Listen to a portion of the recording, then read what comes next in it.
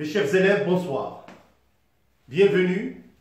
La capsule de ce soir va nous permettre, bien sûr, d'aborder le deuxième grand chapitre de l'électricité, le dipôle RL. Donc, j'espère que vous avez déjà vu les capsules qui traitent le dipôle RC, parce que les prochaines capsules, nous allons étudier le dipôle RLC, qui va mettre en œuvre une bobine et un condensateur. Alors déjà pour ce soir, nous allons définir déjà qu'est-ce que c'est qu'une bobine et qu'est-ce que c'est qu'un circuit RL. Alors tout d'abord, la bobine, nous allons faire une représentation.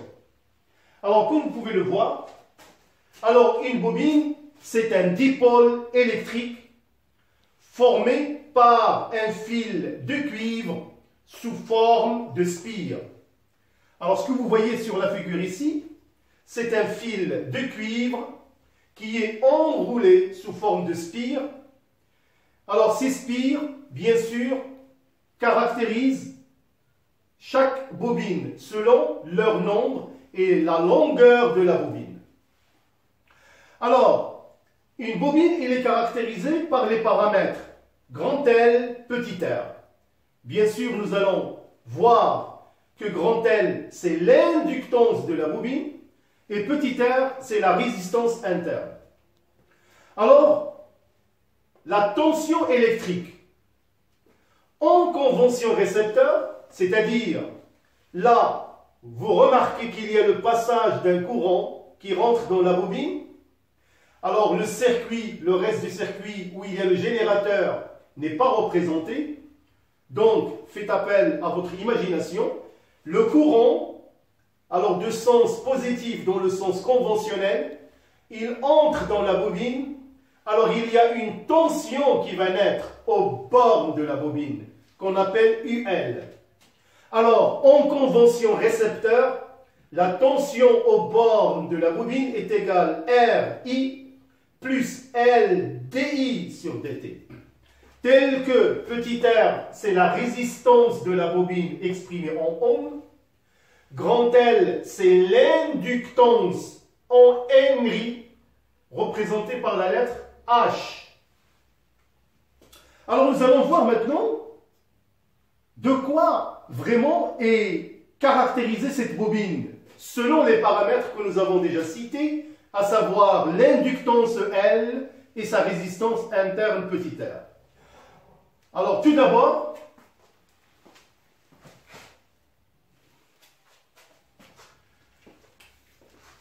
notons bien que L, l'inductance de la bobine, dépend du nombre de spires de la surface d'une spire aussi. C'est-à-dire, selon le nombre de spires, c'est-à-dire l'inductance vraiment influe sur la bobine, ainsi que la surface d'une spire, c'est-à-dire la circonférence de cette spire, est-ce qu'il est de taille moyenne ou il a une autre dimension. Alors aussi, la résistance interne petit r dépend de la longueur du fil, de sa nature et de sa section. Alors tous ces deux paramètres, bien sûr, ont une influence sur le comportement de la bobine dans un circuit. Alors, parfois, on parle de la bobine idéale. Qu'est-ce que c'est qu'une bobine idéale? Une bobine idéale, comme vous pouvez le remarquer ici, la tension aux bornes de la bobine, c'est RI. C'est quand la résistance interne petit r est égale à 0. Alors, dans ce cas-là, la tension aux bornes de la bobine prend la valeur UL égale LDI sur DT. On parle d'une bobine idéale qui n'existe pas réellement. C'est juste une supposition qui permet seulement de faire quelques calculs que nous allons voir par la suite. Alors, nous allons tout simplement utiliser ce qu'on appelle des équations de dimension. Alors, nous avons déjà dit que l'inductance est là comme unité, le Henry, le H, que nous allons voir maintenant. Alors, l'unité de l'inductance, on va établir l'équation aux dimensions. Alors, comme vous pouvez savoir, on a eu la tension égale LDI sur DT. De cette expression, on peut déduire L, U sur DI dt est égal à L. Alors, la dimension de L égale à la dimension de ce rapport. Donc, ce ne sont que des transformations de calcul. Donc, dimension de L égale U dt sur dt dimension égale à la dimension de U multipliée par la dimension de delta t sur delta I. Alors donc, la dimension de L, il est exprimé en quoi? U, il est en volts. I, il est en ampères, donc il est 1 sur ampère, donc c'est 1 ampère moins 1, et le temps en secondes.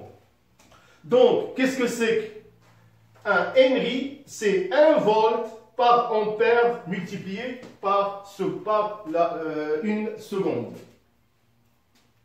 Alors maintenant, on va voir le comportement d'une bobine en courant continu. Alors quand un courant continu traverse une bobine, nous allons toujours revenir à l'expression de la tension de la bobine. Alors dans ce cas-là, en courant continu, on est petit i est égal à grand I qui devient constante.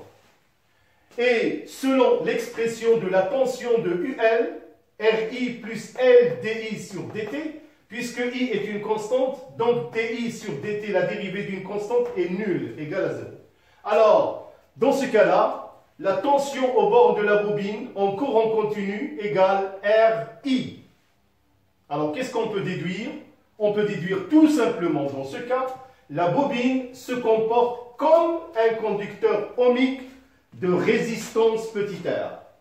Voilà, ce n'est qu'une petite introduction qui va nous permettre, bien sûr, de faire une étude de l'établissement de courant dans un circuit RL que nous allons voir tout de suite.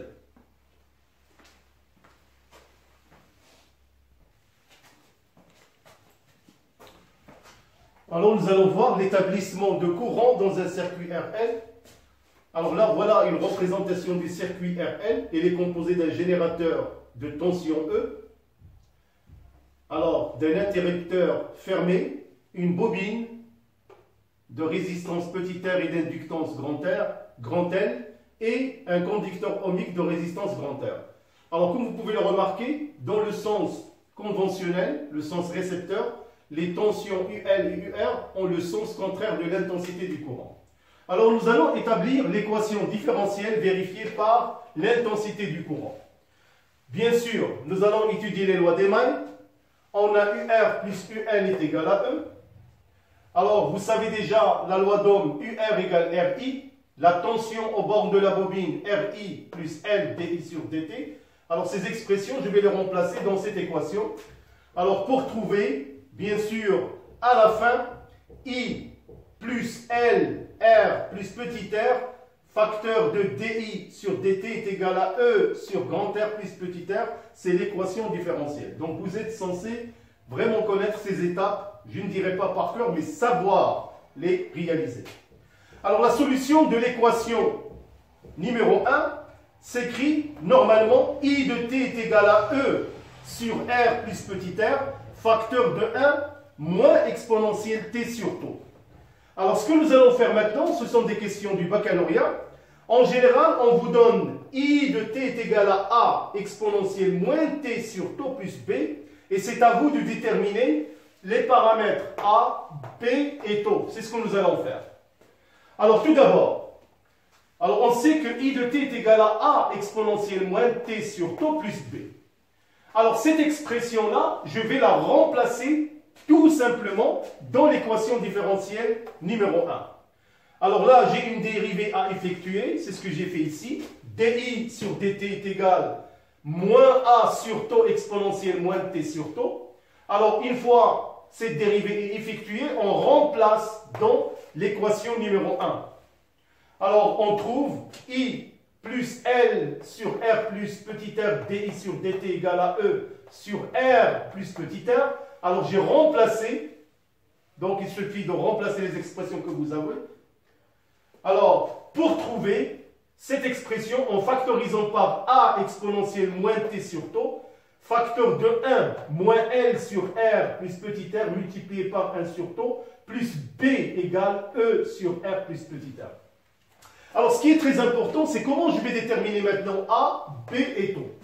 Alors, cette équation admet une solution dans un seul cas. Si ce paramètre, ou plutôt ce terme-là, il est nul. On sait déjà que la fonction exponentielle, elle est toujours positive, quel que soit x appartenant à R. Alors, pour que cette équation admette une solution, il faut que le terme suivant doit être nul. C'est ce que j'ai fait ici. Alors, ce qui va me permettre, bien sûr, de trouver taux. Alors, taux à la fin est égal à L sur R plus petit r. Alors, dans ce cas-là, puisque ce terme-là, il est nul, donc toute cette partie sera nulle, alors B est égal à E sur R plus petit r. Alors maintenant, il me reste à déterminer A. Alors, dans ce cas-là, nous allons utiliser les conditions initiales, c'est-à-dire à l'instant t égale à 0. Nous allons voir comment on va déterminer A à cet instant-là. Alors, à l'instant t est égal à 0, on a I de t, on a à l'instant t égal à 0, I de 0 égale à quoi? Égale à A, exponentielle moins t sur taux plus B, il est nul à l'instant t est égal à 0. Alors dans ce cas-là, donc là c'est 0, donc I de 0 va donner l'expression A plus B égale à 0, ce qui fait que A est égal à moins B égale à moins E sur R plus petit r.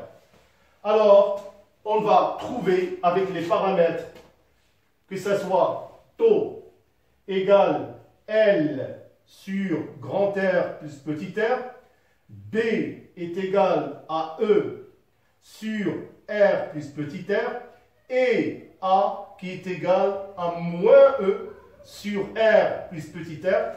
Alors si on les remplace, on va trouver bien sûr l'expression, la solution I de t égale E sur R plus petit r, facteur de 1 moins l'exponentielle moins t sur taux.